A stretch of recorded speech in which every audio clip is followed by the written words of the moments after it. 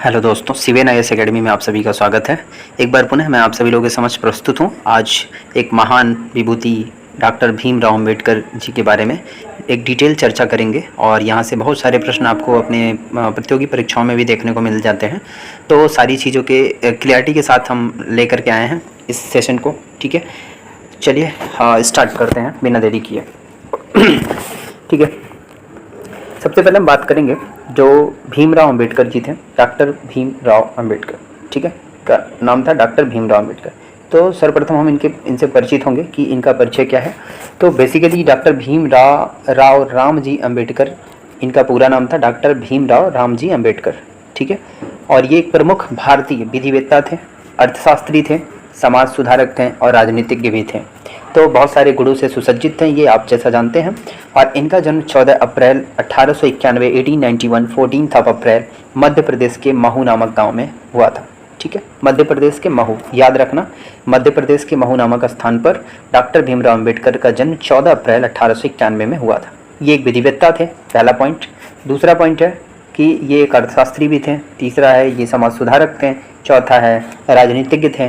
और आपको कई जगह राहे बगाहे आपको सुनाई पड़ जाता है कि ये भारतीय संविधान के पितामह भी माने जाते हैं। ठीक है, आगे बढ़ते हैं। तो इनके पिताजी जो थे वो एक सूबेदार थे, रामजी माली जी सकपाल। ये पढ़े लिखे व्यक्ति और संत कबीर के अनुयायी थे। ठीक है, तो इसको भी ध्यान में रखना। अब यहाँ हमसे सीधे आगे बात करेंगे शिक्षा के ऊपर। शिक्षा क्या है, ये शिक्षा कैसी हुई थी, क्या था, कैसा नहीं था। तो देखेंगे कि अंबेडकर जी ने सबसे पहले इन्होंने बॉम्बे विश्वविद्यालय से इन्होंने क्या किया, स्नातक किया, बैचलर की उपाधि ली। उसके बाद ये आगे पढ़ाई के लिए न्यूयॉर्क में कोलंबिया जो विश्वविद्यालय है उस एवं लंदन स्कूल ऑफ इकोनॉमिक्स, ठीक है, ये सारी डिग्रियां इन्होंने हासिल की। शिक्षा दीक्षा के बारे में जानकारी इकट्ठा किया। फिर इनका योगदान क्या है, कंट्रीब्यूशन क्या है, उसको समझेंगे। तो 1924 का दौर था, 1924 की बात है। उन्होंने दलित वर्गों के कल्याण हेतु, जो डिप्राइव क्लास थी, जो शेड्यूल क्लास थी, जो दबी कुचली सोसाइटी थी, समाज था, कम्युनिटी थी, उसके लिए इन्होंने क्या किया, एक संगठन की शुरुआत की। और वर्ष 1927 में दलित वर्गों की स्थिति, जो इनका स्टेटस था, स्थिति थी, उसको भी इन्होंने उजागर किया। और इसके लिए बहिष्कृत भारत समाचार पत्र का भी प्रकाशन किया था। ये इंपॉर्टेंट है कि बहिष्कृत भारत समाचार पत्र का प्रकाशन कौन से व्यक्तित्व ने किया था, तो आप बता सकते हैं कि डॉक्टर भीमराव अंबेडकर जी ने। ठीक है, उन्होंने मार्च 1927 में महार सत्याग्रह का भी संचालन किया था, नेतृत्व किया था।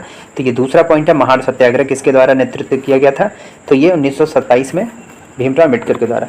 और अगला जो पॉइंट है बहुत ही इंपॉर्टेंट है और कईयों बार आप देखेंगे कि इसके ऊपर प्रश्न पूछे जा चुके हैं कि तीनों गोलमेज सम्मेलनों में, जो राउंड टेबल कॉन्फ्रेंस हुआ था लंदन में, आप देखेंगे उसमें तीनों गोलमेज सम्मेलनों में भाग किसने लिया था, डॉक्टर भीमराव अंबेडकर जी ने। ठीक है, ये चीज़ क्लियर है। इसके आगे हम बढ़ते हैं तो आप देखेंगे कि इसके आगे के जो पॉइंट है यहाँ से देखते हैं। तीनों गोलमेज सम्मेलनों में भाग लिया वर्ष 1932, बहुत ही इंपॉर्टेंट है ये। डॉक्टर भीमराव अंबेडकर ने महात्मा गांधी के साथ क्या किया था, पूना पैक्ट किया था। पूना महाराष्ट्र में पड़ता है, पूना, और वहीं उसी जगह पे ये पैक्ट मीन समझौता हुआ था, उस पर हस्ताक्षर किए गए, जिसमें दलित वर्गों, जो कम्युनल अवार्ड हेतु अलग निर्वाचक मंडल के विचार को इन्होंने क्या किया था, त्याग दिया था। यानी कि जो पूना पैक्ट है वो बेसिकली जो अंबेडकर जी हैं और प्लस में जो गांधी जी हैं, इन दोनों के बीच में हुई थी। और कब हुई थी, 1932 में। तो ये सारे पॉइंट्स आप याद रखना, इंपॉर्टेंट पॉइंट है, अक्सर परीक्षाओं में पूछ लिए जाते हैं। आगे बढ़ें अगर इसी क्रम में, तो 1936 में उन्होंने दलित वर्गों के हितों की रक्षा हेतु क्या किया, इंडिपेंडेंट लेबर पार्टी। कई बार ये अगर पूछा जाए तो कन्फ्यूजन हो जाता है कि इंडिपेंडेंट लेबर पार्टी किसी और ने बनाया होगा ऐसा कुछ, तो ये भी 1936 में इंडिपेंडेंट लेबर पार्टी दलित वर्गों के हितों की रक्षा के लिए, उनके इंटरेस्ट को बचाने के लिए, ठीक है, इन्होंने ये गठन किया। उसके बाद 1942 डॉक्टर भीमराव अंबेडकर को भारत के गवर्नर जनरल की कार्यकारी परिषद में श्रम सदस्य के रूप में नियुक्त किया गया। तो ये भी एक इम्पॉर्टेंट फैक्ट है, याद रख सकते हैं। वर्ष 1946 में बंगाल से संविधान सभा हेतु इनको चुना गया। तो कहाँ से चुना गया, ये इंपॉर्टेंट बात है। संविधान सभा जो बनी थी आपको पता है, तो उसी संविधान सभा में ये भी मतलब चुने गए। और कहाँ से चुने गए थे, बंगाल से चुने गए थे। कब चुने गए थे, 1946 में।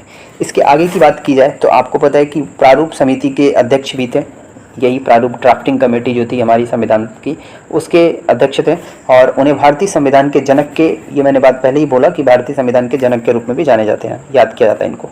ठीक है, इसके आगे अगर हम बढ़ें तो यहाँ पे आपको देखने को मिलेगा कि बेसिकली ये जो जनक के रूप में थे ही, लेकिन अगर आगे देखा जाए तो और क्या क्या इनको पद भी मिला हुआ था।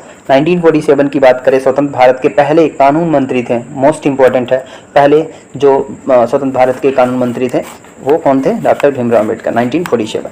इसके बाद हिंदू कोड बिल जो था उसके ऊपर मतभेदों को लेकर उन्होंने क्या किया, 1951 में कैबिनेट से इस्तीफा दे दिया था, इन्होंने रिजाइन कर दिया।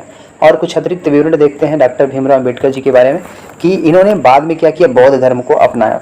ठीक है, बाद में बौद्ध धर्म को अपना लिया और 6 दिसंबर 1956 को उनका निधन हो गया। ठीक है, और जब बौद्ध धर्म में कोई रहता है अगर उनका निधन होता है तो उसको निधन के रूप में नहीं बल्कि महापरिनिर्वाण दिवस, जैसा कि आपको पता गौतम बुद्ध के कंडीशन में महापरिनिर्वाण दिवस है। ठीक है, उसी तरीके से महापरिनिर्वाण दिवस के रूप में मनाया जाता है।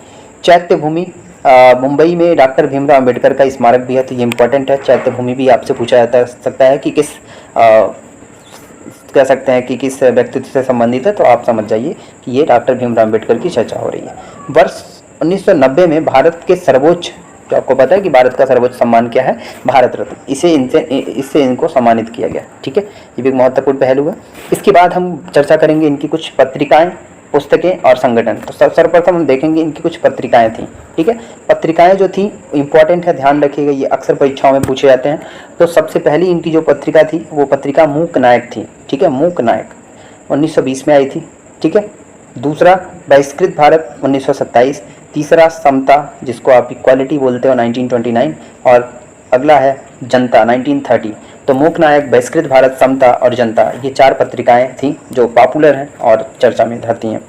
इसके बाद पुस्तकों की बात करें तो पहला, ये भी बहुत पॉपुलर है, एनिहिलेशन ऑफ कास्ट। ठीक है, एनिहिलेशन मतलब होता है किसी चीज़ की समाप्ति, यानी कि जो जातिवाद का व्यवस्था है इसको समाप्त करना।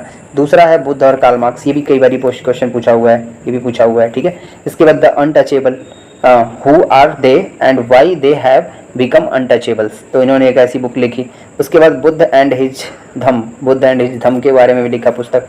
उसके बाद the rise and fall of Hindu women. ठीक है, हिंदू वुमेन के ऊपर भी ये लिखा। ठीक है, तो आप किसी भी प्रकार की परीक्षा दे रहे हैं उसमें आप इस पुस्तकों को कोट कर सकते हैं, उसमें दिखा सकते हैं। ठीक है, आगे बढ़ते हैं। संगठन की बात अगर कर लें, लास्ट पॉइंट हमारे पास संगठन है। तो संगठन में देखेंगे बहिष्कृत हितकारी सभा 1923, इंडिपेंडेंट लेबर पार्टी 1936 और अनुसूचित जाति संघ 1942। तो ये पूरा एक डिटेल में इनका चर्चा रहा जो आपको मैंने दिखाया शुरू से लेके आखिरी तक, और क्या क्या इनके बारे में था। एक इनका परिचय है, और ये ऐसे व्यक्तित्व हैं जिनका इतना संक्षिप्त में परिचय तो नहीं दिया जा सकता, फिर भी आपको एक आइडिया के लिए ये मोर देन सफिशिएंट है। किसी भी तरह के प्रश्न जो भी डॉक्टर भीमराव अम्बेडकर जी से बनेंगे वो यहीं से बनेंगे और यहीं से आ जाएंगे। ठीक है, आई होप ये चीज़ क्लियर हुआ होगा, समझ में आया होगा। फिर भी अगर किसी प्रकार की कोई समस्या हो तो आप मुझे कमेंट सेक्शन में कमेंट कर सकते हैं। Thank you so much, thanks a lot.